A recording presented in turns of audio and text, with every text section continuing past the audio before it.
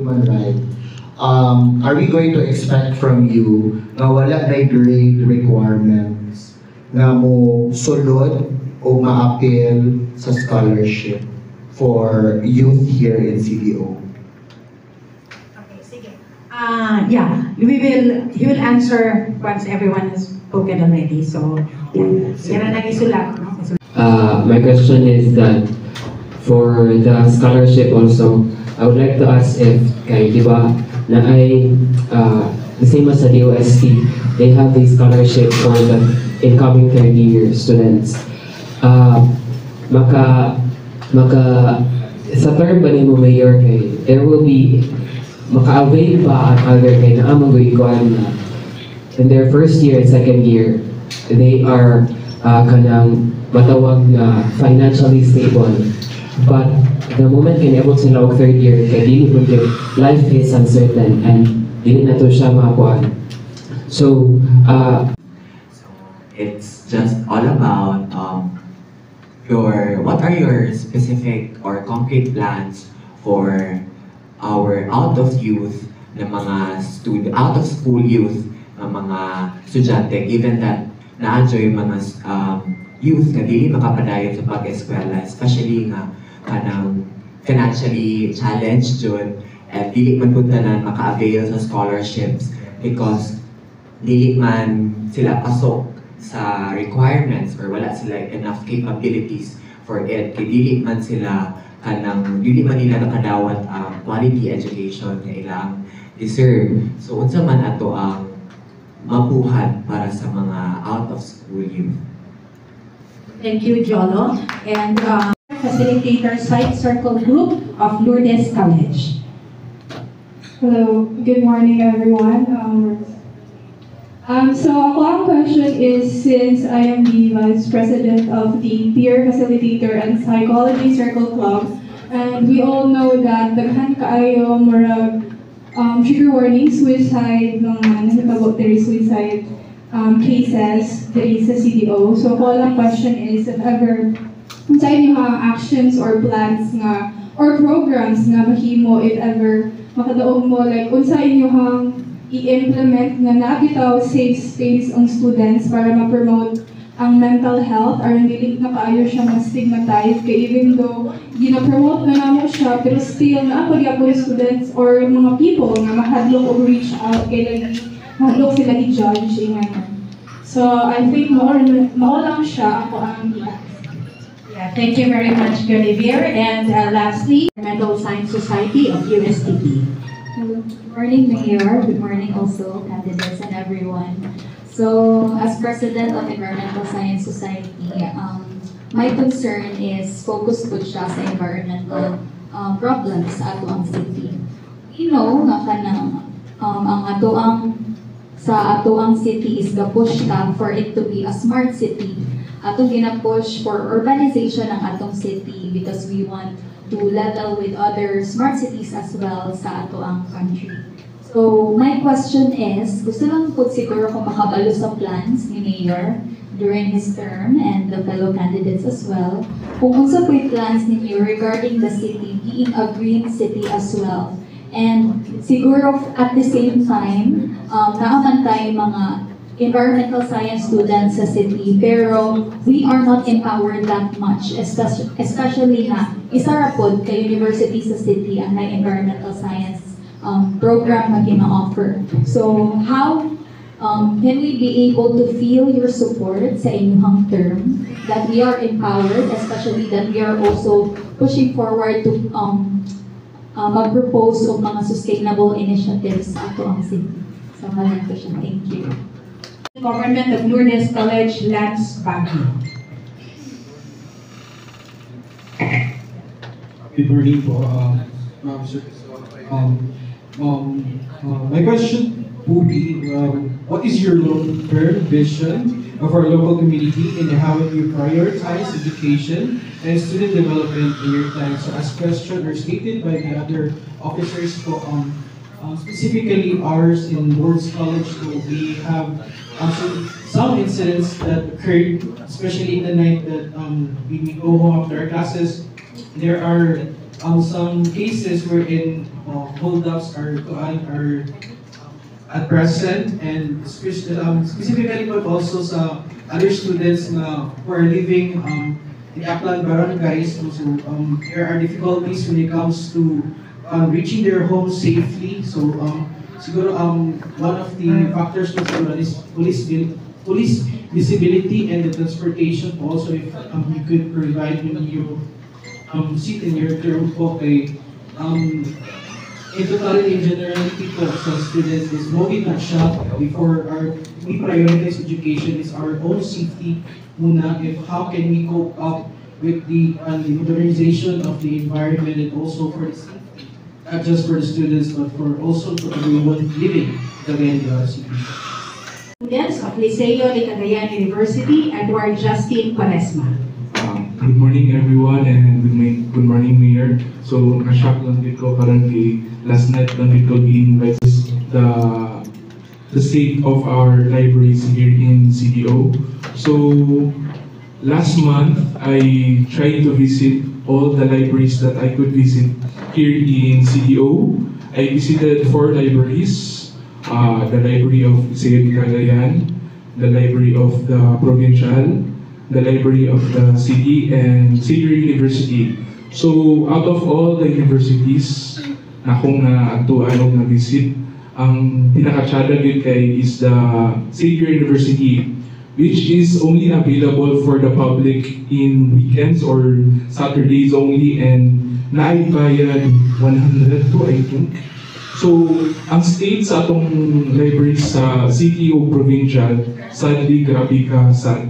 So, ang library sa atong provincial and city is less than half of this classroom and is badly need of upgrade yun.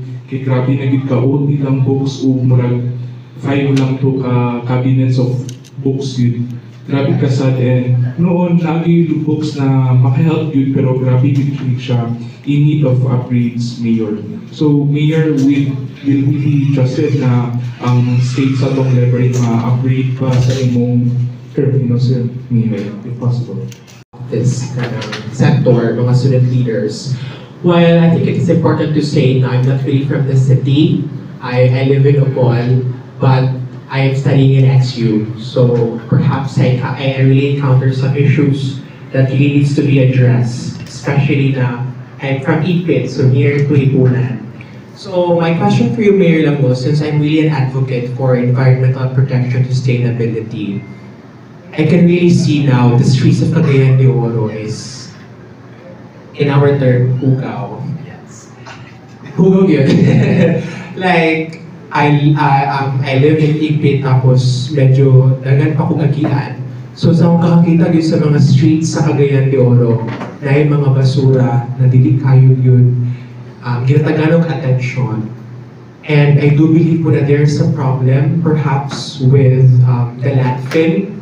I think this was raised during the Pag-ila about the problems of solid waste management, pag-segregate sa mga basura. So it is really important, no? We know that health is a crucial for all of us humans, and I would like to ask Mayor about your plans for really environmental protection, sustainability, and how can we solve this kind of problems when it was being labeled as just like a simple problem, but let's what do you call this one? Let's give importance to this, because garbage is really an important issue here at the city. So I would like to know the plans that this team has for it, and I am very willing to hear your thoughts about it. So, regarding this youth involvement in our city. As so yung kining ang mga youth in each barangay dili sila tungon ka involved sa KK o katipunan ng mga kabataan kitungod ang SK sad kay they're not really opening their doors and inviting the youth sector in general, whatever sa mga kailang status in life. Murag kinili lang bitaw kung kinsa lang kaila, kinsa lang barkada, maulang ang makaapit sa KK. Mao po na akong experience po mostly sa amo ang barangay. So my first question is, what are the sa ang angay pagabuhaton para ma-actionan na, and what are those kumbaga kung may mga engagements para mas makapabirat ang mga kabatanunan nga mo involved sa KK. Second question is about sa peace and order. Kay tungod doon, nagkataas na ang crime rate diri sa Dakbayan, ay ako mismo nakasinatin niya na. Kay mismo diha sa Lord's College na dalan, alas 9 pa lang sa gabi nakawatan ko. Knowingly na doon ra kayo sa City Hall. Gamay kayo ang police visibility. My question is, can we maka-expect ba mi na under sa inyong pag-lead sa Dakbayan, maka-ensure ba mi na mutako na ba ang police visibility, and kung sa kayo mga ubang lakang para mas makahugpong pa ang seguridad sa Dakbayan? President of USG. I'm also the student regent of the USCP system. And dagan ko kadunggan yung mga concerns coming from the students. And gusto na ko siya isa-isahon kung unsa ba ang ilang possible plans or kanang mga initiatives or interventions that will happen if ever makaingkod mo makaingkod mo after the election. First is sa mga PW, student with disabilities. Especially naka-encounter me with students, the mga deaf and mute students sa USTP. We have them, and one of their concerns, Judd, is they'll have to pay around 2,000 to 3,000 monthly to pay for their shadow teacher from their own pocket money. And one siya ang ilang concern kay Mercatol, we have already the free tuition na sa USTP, but kanang they have to pay more compared sa other students just for them to cope up sa education na naakaroon sa among university. So I'd like to ask na what could we do, or what could the city do regarding this concern of our students with disabilities, and also for our deaf and mute students to have a more equitable education and an academic environment that is inclusive for them. Next is nakitansa na ako na siyang concern sa other students na ganyan sa ako, we have limited kanang study spaces for the students. Every students, for them to have this kanang space kita maka-learn dyan sila, kanang space na libre for them. And next is dagan sa kanang students sa university nga share about syempre we are state university, and our students are kanang most likely gikan dyan sa lower income family, and they have financial concerns in terms of like kanang naiuban nga musulod nga walay pangkaon ana kita. So we have initiatives sa among city government which is kanang free meal or free meal nga assistance sa ilaha, but dili gid siya something nga sustain every day. It's kanang taga exams na major exams na siya kahatag. So for me personally, it would be nice siguro if the city could provide a sustainable solution para sa mga estudyante nga muundang bitaw tungod lang wala sila makaon. So kato siya sa concern nga akong natunggan sa coming from the students, and of course as students as well,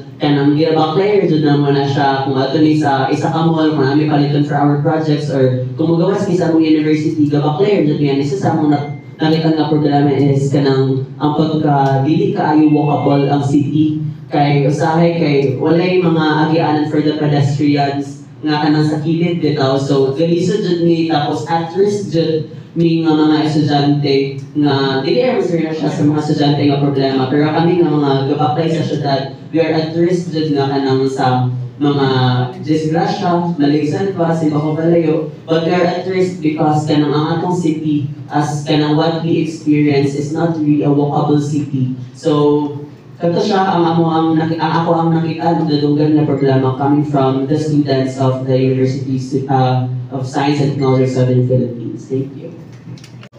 Wala naman mo mga teachers na ino.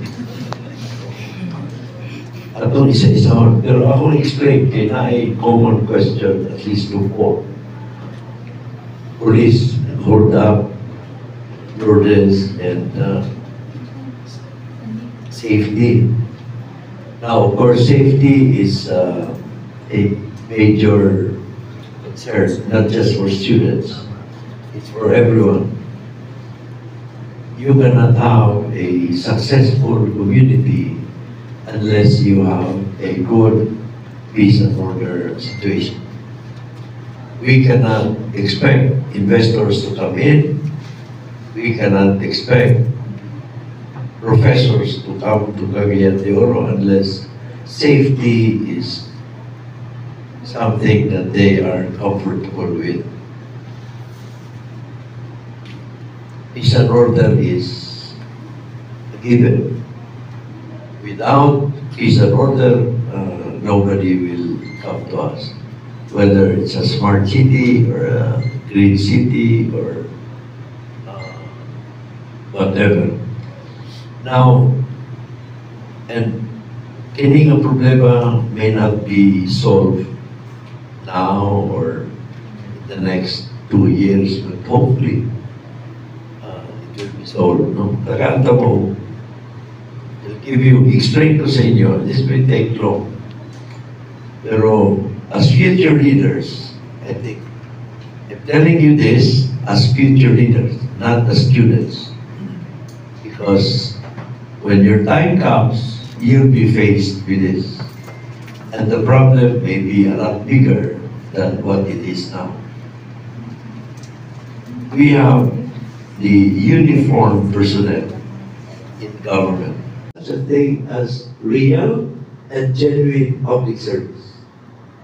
And real and genuine public service dictates na dili yun maayo ang imong pabor is according to political colors. I want you now to know na walay tantangon sa inyong tanan. Ginan ko sila. Because I want you to really realize at the AFP, Bureau 5, those that wear uniforms. So essentially, defense and peace and order. Now, of course, this is true universally.